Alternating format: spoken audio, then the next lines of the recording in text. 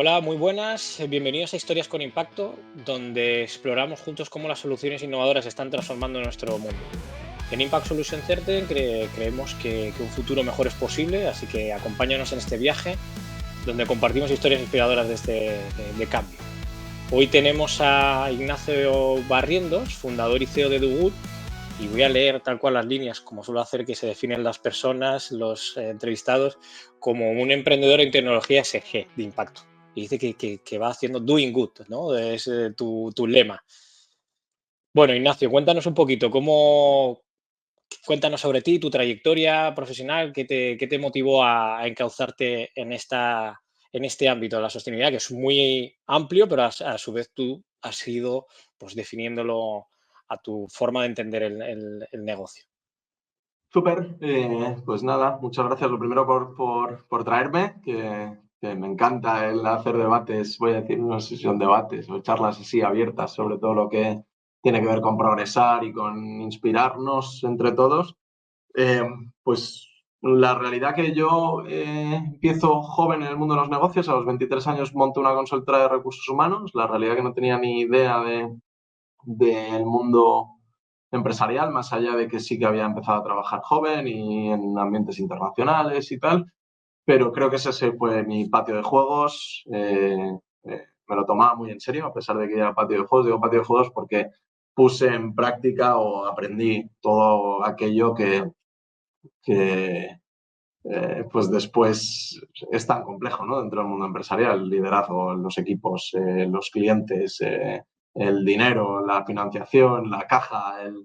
Eh, Después de, bueno, esa compañía sigue funcionando con Leandro Gabriel, con un director general a la cabeza, pero realmente creo que fue mi primer, o que considero mi primer gran éxito profesional, ¿vale? Y luego si quieres hablamos de la diferencia entre el éxito profesional y el éxito personal, que también tengo mis definiciones ahí, mis aprendizajes, porque ese éxito profesional duele mucho, ¿vale? Eh, a partir de ahí, digo que fue una gran experiencia porque cuando tú empiezas una empresa como DoGood, ¿no? Una empresa tecnológica, tiene dos finales, o la vendes o la sacas a bolsa, ¿no? Muy a menudo. O sea, rara vez la vas a estar explotando el resto de tu vida tú y tal, ¿no? Son modelos muy diferentes. En cambio, una compañía, una consultora como era, pues creo que le puse la guinda al pastel porque sigo siendo propietario,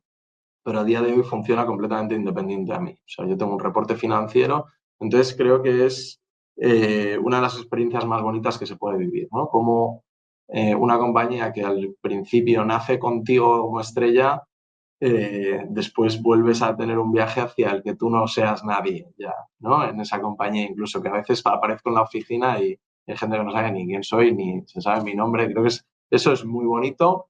De eso tuve la gran oportunidad y la gran suerte de entrar muy joven en SADE a dar clase a directores generales de compañías. Aprendí muchísimo. Tuve la gran suerte de hacer consultoría en proyectos de B2B Management de empresas de software con Oscar Torres. Básicamente poníamos las empresas de software patas arriba e intentábamos estructurarlas mejor para que tuviesen, voy a decir, unas ventas más sanas, más escalables, más previsibles. Y de ahí, por primera vez en mi vida, me encuentro en el momento de parar un segundo y darme cuenta de que lo que me movía por dentro, y te lo hilo con el que me motivó, trascendía al mundo profesional, ¿no? Y tenía mucho más que ver con no solo crear un modelo, un negocio que diese dinero, sino que dibujase más sonrisas, es decir, ¿no? Poniéndome cursi.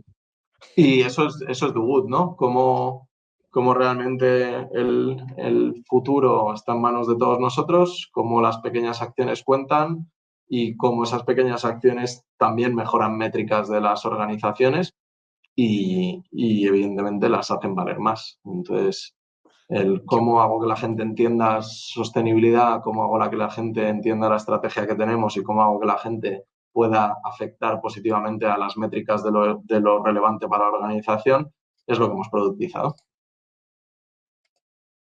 qué bueno.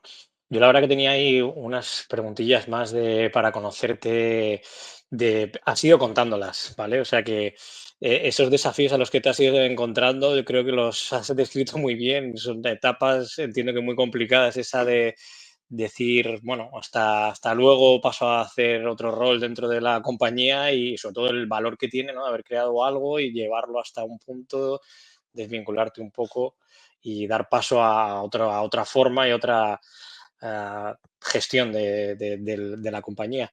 Pero em, dentro de esa etapa previa, bueno, ¿estudiaste algo que tuviera que ver con esta sostenibilidad que te llevó, digamos, a fundar alguna consultoría como más de recursos humanos? Primero, voy a irme un paso antes para luego ya hilarlo con la parte de Dugout, ¿vale?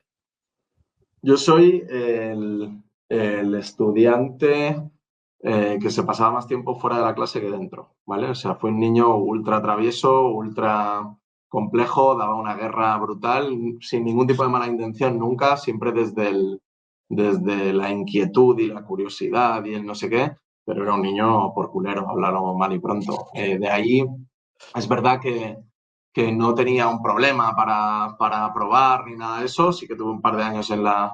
o sea, no era una cuestión de la capacidad, era una cuestión de que me interesaba poco realmente lo que me ponían de menú en el colegio, por así decirlo, ¿no? Sí que después pues fui a la universidad, estudié marketing, me llevé la matrícula a la Universidad de Cardiff, tenía que trabajar para pagar la carrera porque la situación económica de mi familia que en ese momento era mi madre, fundamentalmente que es con quien vivía, no era nada buena. Eh, y en la carrera sí que tenía muy buenas notas. Seguía siendo bastante por culero, pero sacaba sobresalientes en muchas de las materias. Eh, Nunca quise ser emprendedor, nunca tuve el plan de ser empresario, esa es la realidad. Fue una cuestión de inercia, fue una cuestión de empecé a trabajar, esa inquietud me hacía tener mucho ritmo de cerebral, de idear millones de cosas y con 23 años dejé mi trabajo en Berlín, que estuve trabajando en Düsseldorf, en Berlín, estuve trabajando en una exportadora de alimentación, o sea, la verdad que sí que empecé a trabajar muy joven en muchas cosas muy diferentes y dejé trabajo para montar una empresa sin tener ni idea de lo que eso significaba, sin tener un empresario, un padre empresario, que mi padre ha sido toda la vida directivo, llegó a ser desde la base de Zurich Seguros hacia un cargo bueno, pero desde el trabajo puro y de básicamente empleado, por así decirlo, ¿no? Entonces, eh, creo que creo que me nació así, básicamente. O sea, que no es algo que yo planificase. No estaba dentro de tus planes, pero al final, pues aquí estás, habiendo fundado dos empresas y Sí. bueno, eso es lo que te ha curtido, toda esa experiencia. Genial, genial, pues es súper bueno saberlo también.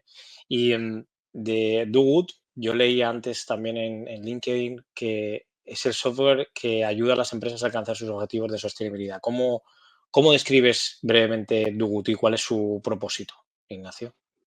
Pues creo que lo que más separa a una compañía a día de hoy de cumplir su promesa es que tú no puedes cumplir lo que no sabes que has prometido, ¿no? Entonces, tienes a los, voy a decir, a los que prometen en las compañías que van a ser net cero, que van a alcanzar esto y que se van a comprometer con esto, pero luego el camino es un camino de todos. Y el problema es que esos todos, que son todos esos empleados, la gran mayoría, el 85%, ¿vale? Y esto preguntando en compañías que han invertido mucho dinero en sostenibilidad, no sabe cuáles son los tres objetivos fundamentales de su empresa en sostenibilidad. Entonces, ¿cómo vas a cumplir tú nada o a ser coherente con nada o a ayudar a cumplir algo que no conoces? Es básicamente imposible.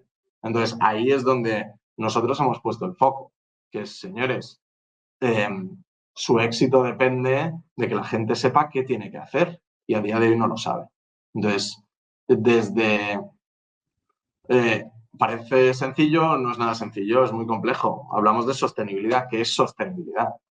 Eso es lo primero, ¿no? ¿Qué significa carbono neutro? ¿Qué son los gases GHG? ¿Qué es? O sea, no tenemos ni idea, es algo como nuevo, ¿no? Entonces, ¿qué necesita saber cada uno para poder ser coherente? ¿Qué tiene que hacer cada uno para tener que ser coherente, para poder ser coherente? ¿Cómo se hacen esas cosas que le estoy pidiendo a cada uno que haga? Y hay otro tema más voy a decir, de cómo funcionamos los seres humanos, que es cómo evito que un empleado se sienta que es el único imbécil que está haciendo un esfuerzo por cumplir algo y que evidentemente si solo él hace ese esfuerzo no va a conseguir. ¿Cómo le doy un sentido gracias a que estamos todos unidos por esto? Porque es relevante para el negocio, no porque es un capricho, no porque es una regulación, no porque es un coñazo, porque la realidad es que creo que el gran error que han cometido o que hemos cometido en la sociedad y en las organizaciones es politizar la sostenibilidad antes de entender, antes de explicarle a la gente por qué esto es importante. Porque el problema que tenemos es que la gente le cae la sostenibilidad encima desde el no, es que hay que cumplir con esta regulación. Y creo que no, creo que hay una capa anterior a eso que es, señores, que tenemos la oportunidad de hacer las cosas mejor, para vivir todos mejor, para tener un entorno más sano, para que nuestra gente esté mejor. Y creo que es por ahí, ¿no? Y luego la regulación viene porque eso es importante para todos, ¿no? Pero yo creo que el driver no puede ser ni la regulación ni la parte más coñazo de todo esto. Eso no es un driver, eso es, voy a decir, un mecanismo que utilizo para aquellos que no lo han entendido, ¿no? Y ahí es donde empezamos a hacer las cosas mal, que es, le hemos comunicado a todo el mundo en nuestra organización por qué esto es importante para todos, desde lo más egoísta, desde sus casas, no desde sus puestos de trabajo. Y bueno, pues ahí es donde estamos inmersos, donde nos hemos especializado y donde la realidad que es un mundo apasionante. Totalmente, creo que tenéis un propósito muy alineado con las tendencias de la actualidad, donde se exige, yo creo que cada vez más que tenga un componente social, medioambiental, o sea, creo que, y que se puede hacer, o sea, que estoy totalmente de acuerdo que ese es la gran labor, ¿no? Ya no solo concienciar, sino que esos líderes, esas empresas, esas personas que están detrás o debajo en esas empresas, pues puedan comprometerse, ¿no? Entonces, con estas herramientas facilita bastante. ¿Y cuál es el propósito? Nos queda claro de Too pero ¿y cuál es el modelo de negocio actual al ser un software? Como entiendo que es lo habitual, pero me gustaría escucharlo de ti. Nada, nosotros tenemos básicamente un producto que es una aplicación móvil que está en todos los dispositivos de los empleados y lo que vendemos es una suscripción a nuestros servicios, básicamente. Entonces el cliente tiene distintos tipos de suscripción en función del nivel estratégico y de delivery que necesite de nosotros, porque todo esto se tecnifica mucho, ¿no? O sea, lo que nosotros hacemos, las compañías lo capitalizan de 1.000 millones de maneras, ¿vale? Desde enriquecer los informes de sostenibilidad, mejorar ratings, sacar métricas que hasta ahora no tienen, poder medir evoluciones. Entonces, en función de la complejidad que me pidas ahí, pues tienes un nivel de servicio y tienes un fee anual, básicamente. Luego tienes una variable del tamaño de tu organización. Eso es un poco... Y bueno, la realidad que nuestros clientes, el 90% expanden las licencias desde el primer momento y sí, somos una compañía que tiene 5 años ya. Y yo creo que lo que mejor hemos hecho en Dugut es ser muy racionales a la hora de decidir cuándo vamos a correr en términos de crecimiento de negocio y todo eso, porque es muy difícil correr en un negocio donde las bases no están establecidas. Y eso es lo que ha pasado realmente dentro de la sostenibilidad, que las bases se están estableciendo ahora, ¿no? Y los que llevamos 5 años era difícil encontrar. Cuando tú quieres productizar algo, necesitas sacar conclusiones de patrones comunes. Y el problema es que había tan pocos patrones comunes que era una locura sacar conclusiones. Entonces, parte de mis vidas anteriores de hacer consultoría en empresas de software me ha ayudado mucho a la hora de no tener esa ansiedad cuando te das cuenta de que el ecosistema está poco maduro, con lo cual es difícil sacar normas, hay mucha heterogeneidad en el ecosistema, con lo cual hacia dónde productizo, en qué me especializo, cuál es el entregable. Y bueno, pues ahí me callo porque el modelo de negocio lo he contestado y ya me enredo yo solo contestando No, otras pero cosas. es lo que se busca también, ¿no? Encontrar esas dificultades que has ido contando, desafíos que a lo mejor estaban planteadas en la parte anterior y las has ido contando ahora. Yo me imagino que como por lo que cuentas, ¿no? Me da también comparto esa misma sensación de que ahora es cuando está empezando a tomar un poquito más de conciencia y de orden esta tendencia de la sostenibilidad, de los criterios ESG y que se está gracias a emprendedores como tú y permíteme decirlo, visionarios de, oye, tenéis la labor de algo que está muy heterogéneo, que está muy dividido, que está muy atomizado, juntarlo y sacar conclusiones y productizar. O sea, es una gran labor que es mucho más sencillo hacer el estilo, ¿no? Creo que era el que mencionaba el japonés, de copio y mejoro, ¿no? Pero aquí es que te ha tocado a ti. Te ha tocado a ti y a tu equipo, obviamente, pero es súper bueno saber esa parte y que en estos 5 años habéis tenido ese Hay gran reto.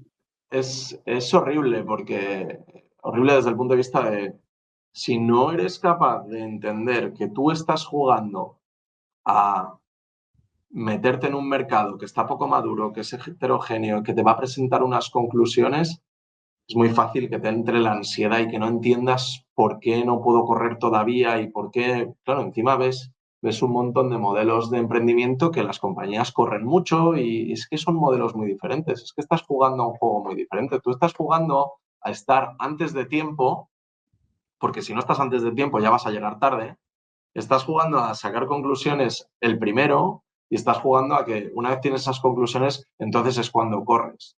Pero tienes que estar preparado. Hablaba con un amigo americano el otro día que decía, tío, es que esto lo viví yo. Bueno, ellos hicieron un software cuando llegó todo el boom de protección de datos y ¿no? Todo aquello.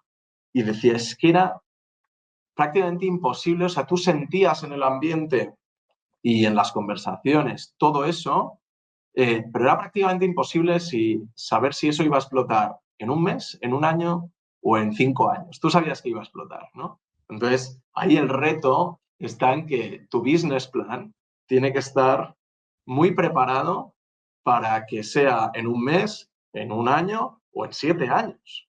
Y no solo tu business plan, sino tú como emprendedor, tus inversores tienen que entender a qué estáis jugando y no es tan fácil. No es tan fácil, sobre todo en un mundo, en un ecosistema voy a decir, de emprendimiento y de inversión, donde somos unos cagaprisas, lo queremos todo ya y las cosas llevan tiempo y son juegos diferentes y muchas veces otro de los grandes retos que tenemos que tenemos en general como sociedad a nivel global es eh, naturalizar el viaje de compañías así en ecosistemas así o en nuevos nichos de mercado, ¿sabes? Eh, porque está ahí la clave. Y si queremos competir a nivel global, hay países que sí se atreven a plantear negocios así. Y aquí nos cuesta, nos cuesta. Sí, sí, totalmente. Creo que, bueno, siempre se ha dicho, ¿no? No soy muy experto en esto, pero mi lectura también es que en España pues exige como un crecimiento bestial, no se tiene esa paciencia a lo mejor igual que en otros países. Y bueno, pues todo no sé, todos los sectores crecen de la misma forma, cada uno tiene su ritmo, sus peculiaridades y bueno, entiendo que te has tenido que hacer una lucha, vamos, titánica. Y, Es ¿verdad? complicado, solo para añadir ahí, Sí, eh, cada inversor tiene su experiencia y muchas veces los inversores han tenido experiencias eh, de éxito en startups. El problema es que necesitas dar con esos inversores que entienden tu business case, que es que entienden tu modelo. Si yo no hubiese tenido a mi amigo el americano, el que es capaz de entender cómo funciona esto y el que empatiza y me dice, tranqui, tío, o sea, esto es igual, exactamente el mismo caso que viví yo con esto. Y esto es una cuestión de ser capaz de tener las velas sacadas en la medida que toca en cada momento, pero estar muy preparado para cuando toca realmente sacarlas. Eh, te vuelves loco, te puedes volver loco porque dices, ¿por qué coño yo no corro nada? No merece la pena, ya, tengo que abandonar. No, y realmente, joder, en Dubut la realidad que hemos vivido todo eso, hemos sabido ser muy racionales a la hora de hacer los deberes en cada momento que tocaban, primero entender por qué voy a vender, luego entender por qué voy a renovar y una vez que tengo todo eso, intentar sacar playbooks, conclusiones homogéneas y no querer correr antes de que el mercado esté preparado para correr, ¿no? Y ahí es donde yo te lo cuento muy tranquilo ahora, porque de alguna manera ya ves la luz, ¿no? Pero has tenido momentos de decir, joder, ¿qué me está pasando? ¿Qué está ocurriendo en el mercado? O sea, Cuesta más tener, ¿no?, la confianza de que estás haciendo una buena estrategia de go-to-market cuando es algo tan inicial, ¿no? Entiendo Bueno, que tienes que lidiar mucho con... el reto práctico nuestro era, tú vendes un gran cliente eh, y dices, joder, pues será casualidad. O sea, todavía puedes ser acusado de casualidad o de ser muy buen vendedor y que realmente lo que haces no. Vendes dos y todavía puedes ser acusado de que eres muy buen vendedor, pero quizá no tienes algo tan tal. Vendes tres, pero llega un momento que vendes 25 grandes clientes de distintas industrias y dices, vamos a ver, aquí Aquí hay hay... algo. Claro, o sea, ya es innegable que hay algo. El tema es, ¿qué hay? Y te metes a analizar, ¿vale? ¿Por qué me ha comprado esto? ¿Qué es lo que espera de mí? No sé qué. Intentas sacar patrones comunes y dices, mierda, o sea, tengo aquí una manzana, una pera, una naranja y un no sé qué, y todos con el mismo producto. Entonces, ahí es donde, ¿cómo vas a hacer un playbook de inversión agresiva y de expansión agresiva con una heterogeneidad ingobernable, ingestionable? Y poco a poco la realidad es que sí que el mercado termina dándote las conclusiones para que sí que puedas hacer esos playbooks y ahí de repente ves mucho más claro que toca correr, ¿no? Que es donde estamos ahora. Qué bueno. Ese ejercicio de estandarización, bueno, me imagino que, insisto, ha tenido que ser brutal. ¿Y qué tipología de clientes tenéis? Entiendo que ya, por lo que nos has ido contando, 25 clientes, un poco la historia, que a lo mejor han sido datos así de ejemplo, pero bueno, si nos puedes dar algún tipo de sector, de datos de clientes que tenéis actualmente en Dugut, pues sería súper Sí, bueno. la realidad que es nosotros targeteamos compañías grandes, en el sentido de es probablemente donde buscamos madurez en sostenibilidad y ahí es donde probablemente está las compañías más avanzadas, ¿no? Suelen tener un tamaño, pero al final son compañías que tienen una estrategia donde la sostenibilidad es relevante, donde la sostenibilidad no es eh, eh, donde la sostenibilidad ya no es un capricho o un no sé qué, donde la sostenibilidad es negocio. Eso es la empresa, ¿no?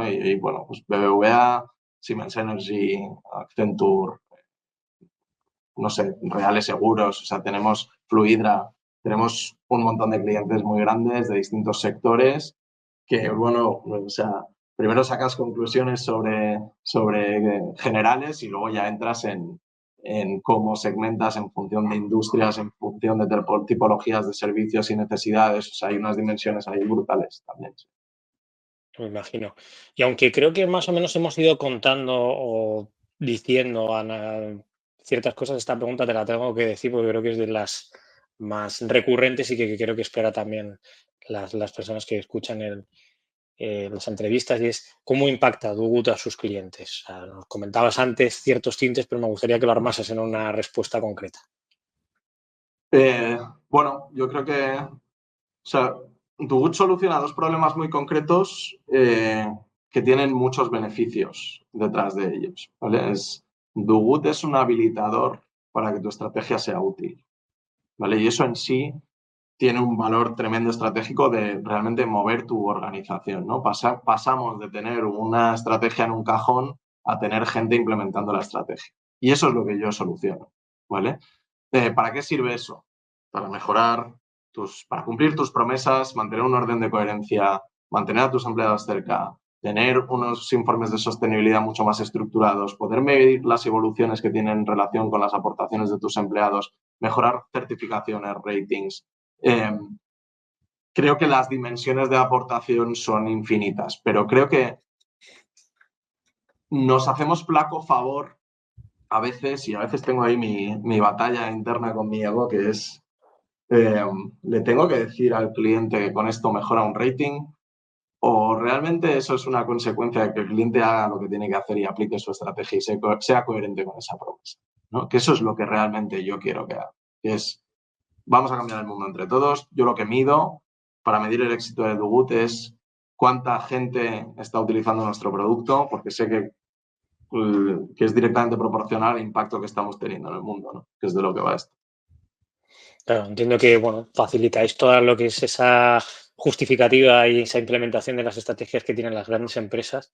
Ya es mucho, ¿no? O sea, ya es una gran labor, pero entiendo que tú métrica clave aquí, tu North Star, pues sea esa, de cuánta cantidad de personas lo están usando. Y tienes ese dato de en qué lo mides, en personas o en minutos que está dentro de la plataforma como hacían las redes sociales.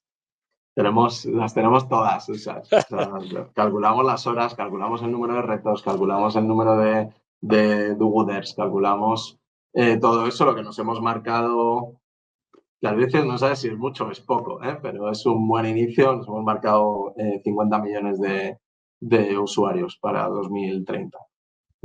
Y de hecho nuestros business planes tiran hacia allá, que es una auténtica barbaridad, pero bueno, piensa que un Accenture tiene casi 500.000 de empleados en el mundo y que al final nosotros cuando entramos en Accenture, que de hecho entramos en Alemania, ahora estamos haciendo renovamos en Alemania, estamos haciendo expansión hacia España. Te hablo de Accenture porque igual te suena el nombre, Totalmente. pero bueno, te hablo de BVA también, pues muchísimos empleados, que parece mucho, pero que es algo posible. O sea, y está ahí, ¿no? Definíamos un número que sonase un poco loco, pero que racionalmente también pudiese ser, ¿no? Ahí es donde íbamos. Una pasada de cifra, ¿eh? O sea, es verdad que nos quedan unos años y estoy convencido que vais a llegar por vuestra capacidad, ¿no? Que demostráis. Pero ¿cuántas personas de media implica Dugut en la empresa? En una empresa, bueno, no tenemos que irnos a tan grande, pero una un poco media, porque entiendo que estamos hablando de cifras súper altas, de miles de trabajadores en todo el mundo, muy internacionales, pero en una que sea un poco más accesible, ¿cuántas personas implica y a qué tipología de empleados implica? Caemos en la heterogeneidad, ¿vale? Porque hay una pregunta que es, tú te sientas con tus clientes, son directores de sostenibilidad, tienen sus estrategias de sostenibilidad y dicen, jolín, se identifican con ese problema, ¿no? O sea, yo realmente no llego a que la gente sea capaz de decirme mi estrategia. Ven aquí, dame tu botón mágico y hazme la magia, ¿no? Y esa pregunta nos cae mucho, que es, bueno, ¿y qué puedo esperar? Y la realidad es que de esa heterogeneidad de la que hablábamos es que lo puedes esperar todo. Es decir, muy a menudo lo he visto todo. O sea, he visto compañías que eran capaces de tener un 90% de registros, y hablo de compañías grandes, y he visto esas mismas compañías grandes no pasar de un 10%. Y lo peor de todo, estar contentas no pasando un 10%, ¿vale? O sea, todo tiene que ver con qué esfuerzos has hecho en el pasado para solucionar esto, cómo de coherente has sido con las cosas, qué clima tienes. O sea, creo que hay es un termómetro infalible eso, ¿vale? Y un poco lo que decimos también es, todo está bien. Es decir, yo soy una herramienta de progreso, no soy un mago. Entonces, si estás en un 10 te voy a pasar a un 12, si estás en un 12 te voy a pasar a un 30, si estás en un 30 te voy a pasar a un 40. Eh, Estoy aquí para acompañarte, básicamente. Qué bueno. Entiendo que es un recorrido también, o sea, seguís aprendiendo y dentro de esa heterogeneidad seguís estandarizando los procesos. Entiendo aún estáis en esa fase de sacar conclusiones, ¿no? De insights potentes que irán surgiendo, ¿no? O en la propia evolución tanto del producto como de las necesidades de un cliente, ¿no? Sí, de hecho, a veces ese es el problema, ¿no? Que esto no para y que no has terminado de hacer el delivery de una versión de producto y tienes la siguiente ya en el horno y el cliente, o sea, el mercado es una constante evolución. Pero creo que eso es lo bonito, ¿no? O sea, yo creo que sí que hay un momento donde das con un problema que es lo suficientemente escalable como para acelerar. Y ya todo lo que evoluciones es bienvenido, pero no fundamental. Entonces, yo creo que es decir, tienes un producto ya lo suficientemente contundente, con un mercado lo suficientemente grande como para hacer el negocio en torno a él. Y podrías incluso casi congelar ese producto y estar haciendo un negocio con ese producto los próximos 10 años. Ahora, evidentemente, tienes competencia, cada vez entra más capital dentro del mercado de todo esto. Vienen, como me decías en el preludio, los japoneses a copiar y es relativamente, voy a decir, sencillo fusilarte el producto. y ahí es donde tienes que decidir a qué juegas también, ¿no? O sea, yo juego a ser el primero del mundo, juego a que me compre el primero del mundo o juego bueno, crear un negocio rentable y hacer mi propio camino, sabiendo que tienes el riesgo de que el día de mañana el que más evolucione en producto te robe todos los clientes. Claro. ¿Y cómo has definido tu juego? Nosotros jugamos a liderar, esa es la realidad. Es decir, creo que es una labor demasiado bonita, demasiado apasionante, demasiado importante como para andarnos con medias tintas. Jugar a ganar y jugar a pensar en grande tiene un riesgo grande, que es que tensas mucho más, aceleras mucho más contra la pared de lo que ya es normal acelerar dentro del mundo venture, tecnología y todo eso. Pero la verdad que para mí es la única manera, ¿no? de disfrutarlo y de realmente ser valiente y hacer lo que siento que tenemos que hacer. O sea, yo eh, puede ser que estrelle la compañía por no ser capaz voy a decir, convencer al capital de que tiene sentido lo que estamos haciendo. Pero creo que esto tiene sentido por encima de lo que sea capaz de entender el mundo del capital y el tiempo nos lo dirá. O sea, yo tengo claro que si nosotros estrellamos Dugut, será otro el que triunfe y lo veremos y todo el mundo de nuestro alrededor lo verá, con lo cual mi conciencia estará muy tranquila porque la teníamos clara, ¿no? Y la tenemos clara. Eso, tener ese objetivo supongo que lo proyectas como CEO en Dugut bueno, también te lo hilo con esta pregunta que tenía, ¿no? De cuáles son tus principales responsabilidades o funciones a día de hoy. ¿Sigues teniendo esa parte de visión o tienes que controlar más, no sé, una parte operativa o cómo os organizáis ahí? ¿Cómo es tu día a día? Ha evolucionado mucho, ¿no? Y sobre todo en mi caso, que yo fui estrella de mi empresa anterior. Entonces es difícil cuando tú eres la estrella de una empresa eh, y encima te ha funcionado ser la estrella de esa empresa y tener un equipo alrededor que te complementa, etcétera, pero estar muy tú involucrado en todo lo que es el valor de esa organización, montar otra organización con un modelo diferente. Pero a mí, Dugut me molió a palos en el sentido de que yo intenté aplicar ese mismo modelo que me había funcionado y rápido me di cuenta de que es imposible que yo sea la estrella de esta empresa porque no tengo las capacidades para ser la estrella de esta empresa. Es demasiado compleja, ¿no? Y lo primero, tienes que tener un conocimiento profundo de software, de sostenibilidad, de tecnología, de tantas cosas que dices, madre mía. Entonces creo que a pesar de que tú puedes tener tus fortalezas en distintos ámbitos, el rol cómo entiendo yo mi rol, tiene mucho que ver con asegurar que no me quedo sin dinero, que es que tener una persona de confianza financiera que sepa darte la visibilidad y que tú puedas trabajar en base a unas previsiones claras, asegurar que tienes el talento necesario y que tienes la cultura necesaria y la influyes con tu comportamiento. Y voy a decir que estar en los momentos de la verdad. No creo que a día de hoy tenga mucho más allá. Y de hecho, eh, estoy muy cómodo en ese rol, estoy muy cómodo viendo cómo tenemos un equipazo que hace cosas que yo en la vida podría hacer, ¿no? Eso es lo que me dice que estoy haciéndolo bien, que es, joder, eh, me inspiro con la gente que tengo alrededor, ¿no? Son ellos. Rodéate de mejores, ¿no? Que tú, Oh, como se una suele decir. pasada, Exacto. una pasada. Y luego somos muy claros, en el sentido de que eh, nos ayudamos a que cada uno esté haciendo lo que tiene que hacer. Hoy hablaba yo con Rodrigo, que es, voy a decir, mi soporte en casi todo en Dugut a día de hoy. Un ingeniero, 25 años, mexicano, se lo come todo, lo entiende todo, tiene una capacidad brutal. Y me decía, Ignacio, te meto en una sesión para definir, no sé qué, las bases ya no sé si era el modelo de negocio con unas bases contractuales de contratos de distribución y no sé qué.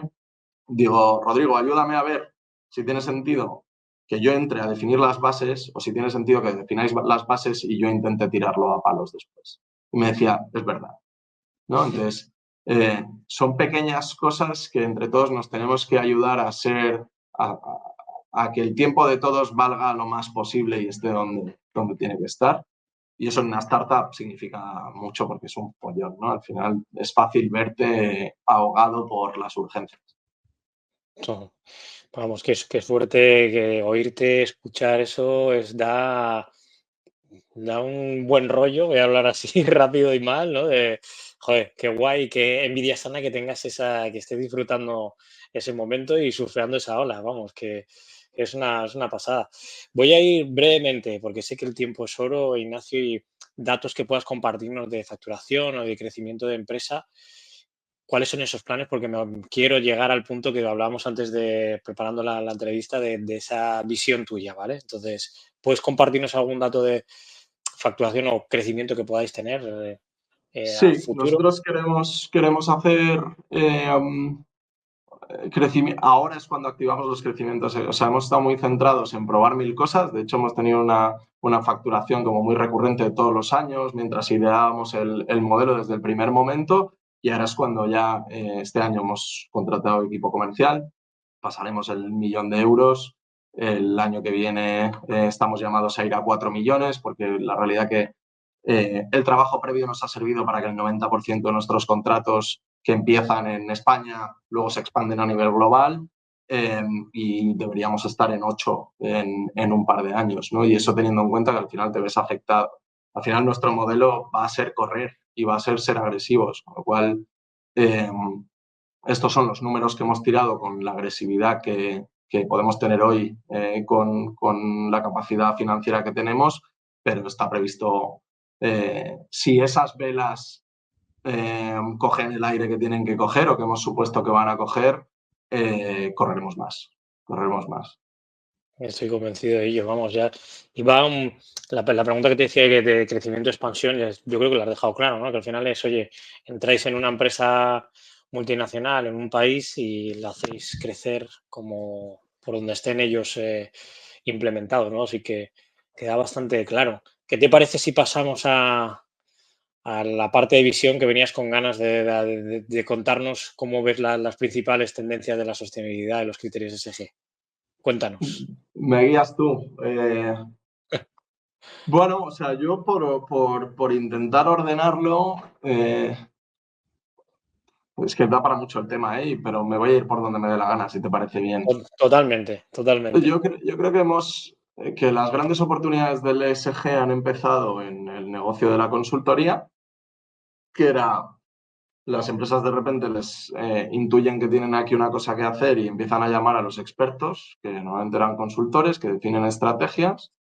De ahí nos damos cuenta de que trabajar manualmente muchas de esos estados de situación que tenemos que establecer no es práctico y es un engorro, con lo cual empezamos a crear softwares de análisis y softwares de monitorización de ese estado y dashboarding, etcétera.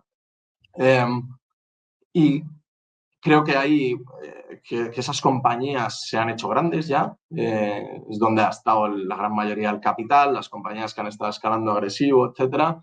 Y creo que ahora entramos en un capítulo, en el siguiente capítulo, que es eh, ya he definido a dónde quiero ir, ya sé dónde estoy, ahora tengo que ir, ¿no? Y ahí es donde entramos softwares como Good, ¿no? Que es yo te voy a ayudar una vez sabes dónde estás y a dónde quieres ir, a que llegues a donde tienes que ir, ¿no? Me voy a convertir en parte de la guía que necesita toda tu gente. Me voy a convertir en tu gestor de los esfuerzos que tiene que hacer tu gente para cumplir tu promesa.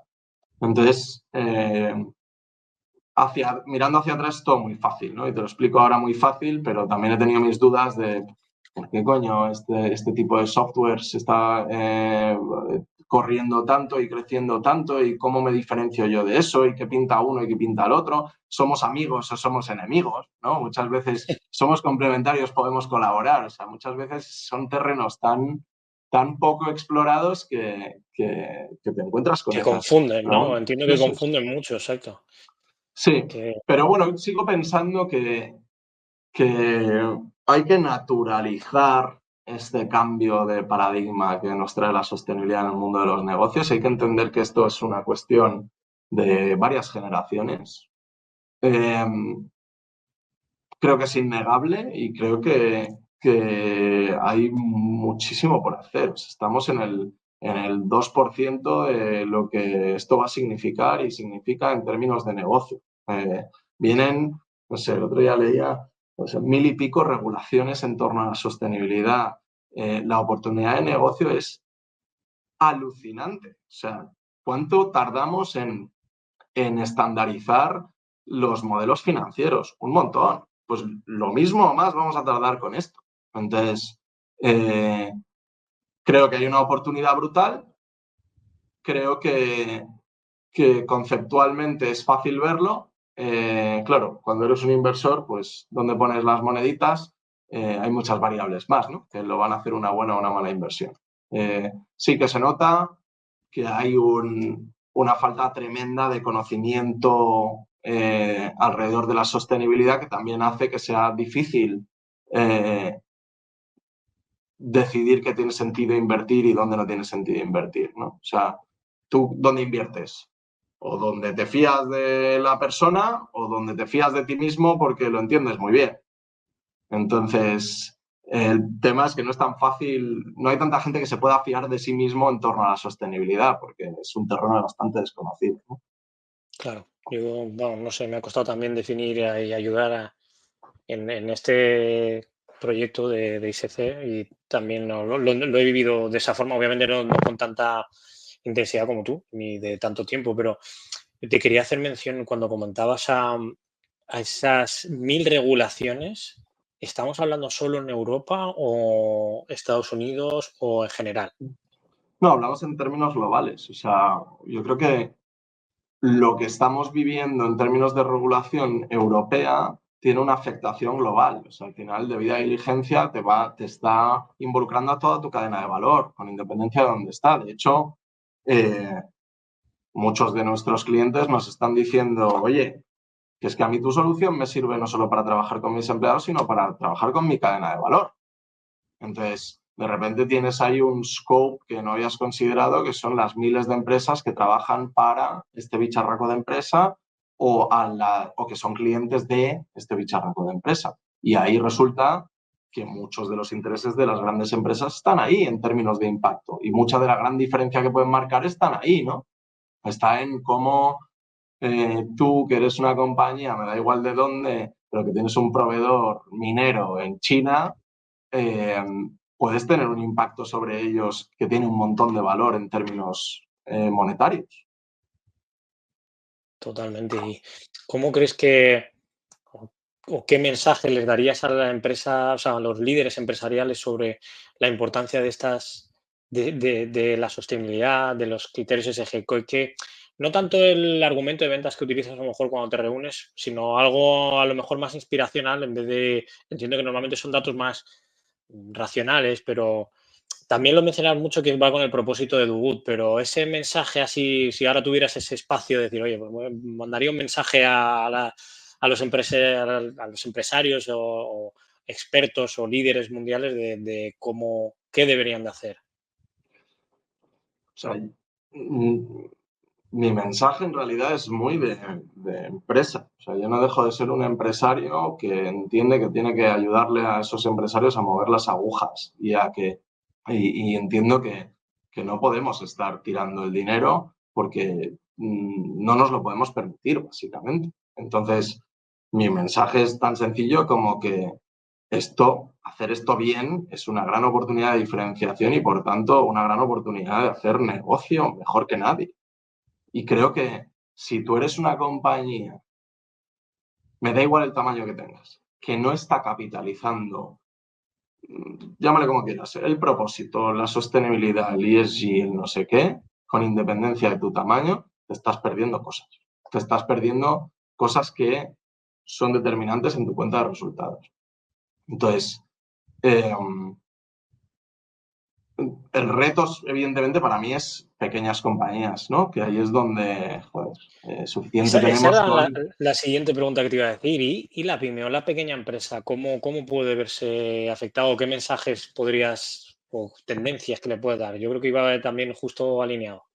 Para mí, o sea, yo me conformaría con que la pyme eh, haga negocio respetando unos valores y una coherencia y girando en torno a un propósito que tenga que ver con hacer las cosas bien. Creo que ese es el gran reto de la pyme. No hace falta que le pongas métricas, no hace falta que le llames sostenibilidad o ESG.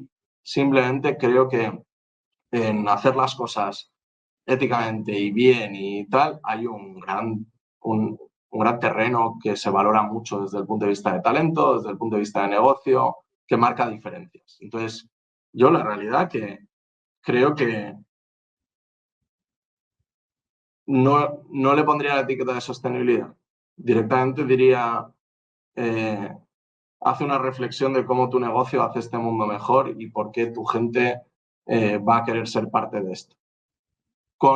No le llames sostenibilidad, no hace falta. Creo que eso que hemos generado en el mundo de la pequeña empresa se ha generado ahí un sentimiento de hay otra mierda más que me va a Que me va a atacar. salpicar. Otra regulación más. Es completamente innecesario, es innecesario. O sea, yo creo que llámale ESG sostenibilidad si estás en un entorno donde esto es regulación, donde esto es rating, donde esto es realmente una afectación directa al dinero. En los otros sitios, benefíciate simplemente de la gran oportunidad que es generar una cultura positiva que tiene un motivo más allá de la cuenta de resultados, etcétera, etcétera. Sí, sí, totalmente. Creo que tienen que ir por ahí más esa mentalidad que no politizar tanto un mensaje, Eso, hacerles como, ¿no?, obligaciones y demás.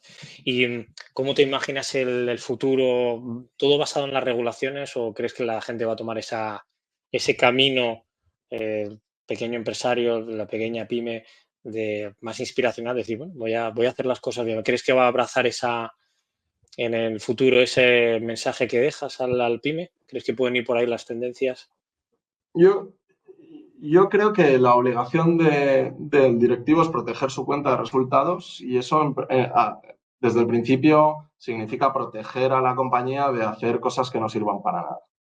Entonces, lo que también creo es que el terreno de la sostenibilidad, que al inicio no presentaba un camino muy claro hacia para qué sirve esto desde el punto de vista empresarial, más que para parecer, creo que ya ha evolucionado y creo que ya está las vías del tren muy establecidas para que el beneficio sea muy claro. Y eso es lo que creo que pasa, que es que cada día es más innegable, ya no que no te puedas escapar de esto, sino que esto es una gran oportunidad para ti. Creo que es por ahí.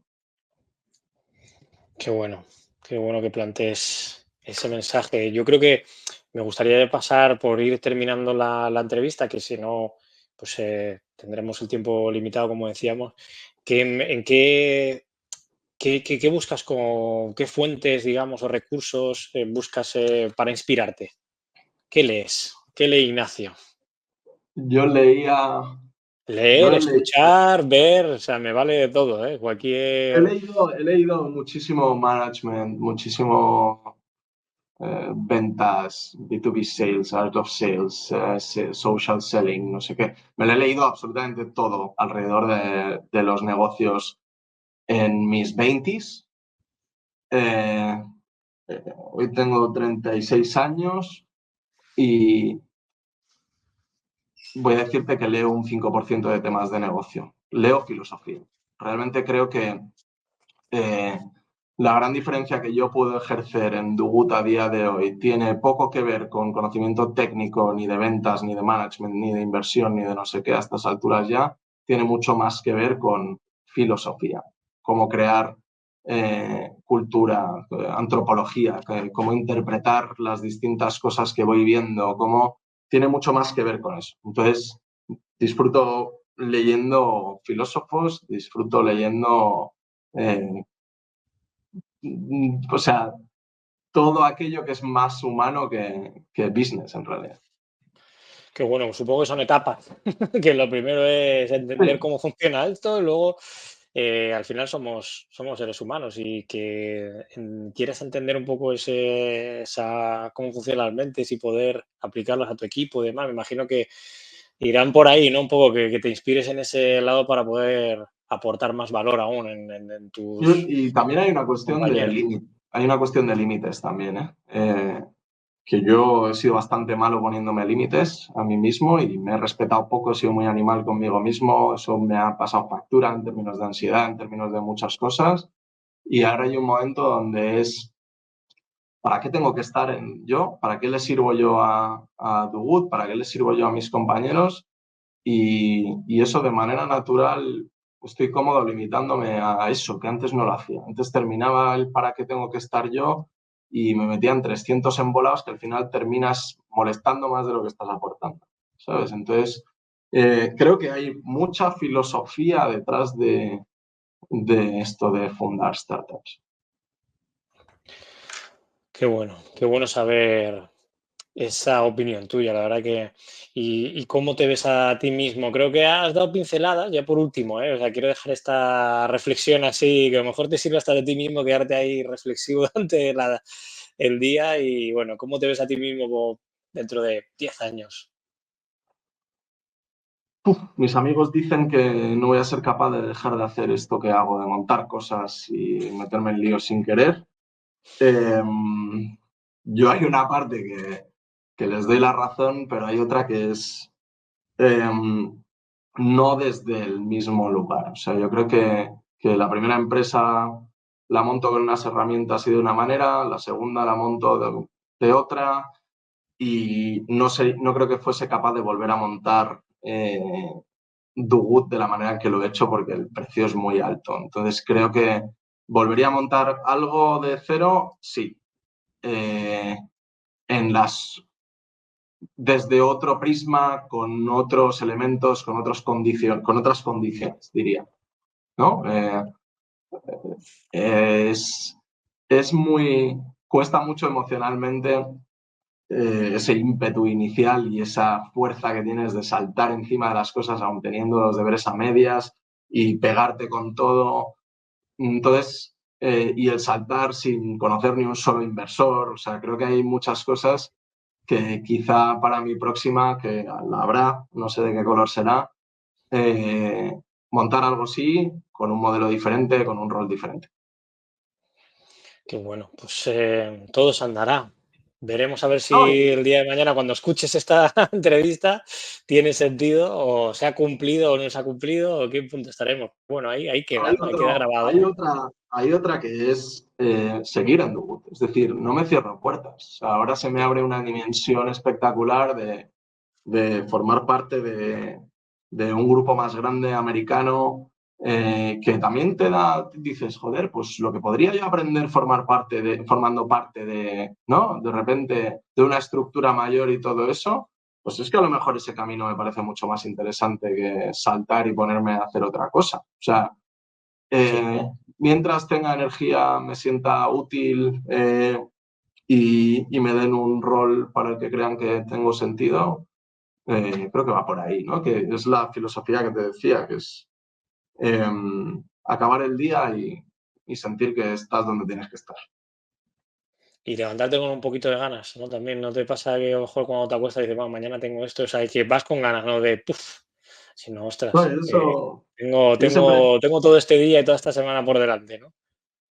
eh, tengo mucha energía. Eso es, a Se nota. veces mi problema no es de energía, o sea, al revés. O sea, a veces mi problema es, oye, baja ya, tío, ¿sabes? O sea, frena eso ya. Sí, sí. Qué bueno. Pues sí, Ignacio, de verdad que muchas gracias. Gracias por compartir tu visión y por ser, creo que de verdad un ejemplo a seguir con todo lo que has hecho. Y bueno, cerramos este espacio, esta entrevista, con historias como la tuya que de verdad nos recuerdan que las personas pues tenemos un poder de marcar la diferencia. Así que de verdad y de nuevo muchas gracias por tu tiempo y por tu disponibilidad y por todos tus conocimientos y tu historia. Nada, o sea, la realidad no sé si me merezco de esas palabras, agradecido yo y encantado de buscar y seguir encontrando estos lugares de reflexión que yo también pues me ayuda a crecer, ¿no? Así que gracias por lo que hacéis y mucho ánimo. Muchas gracias, Ignacio. Un abrazo. Hasta la próxima. Nos vemos.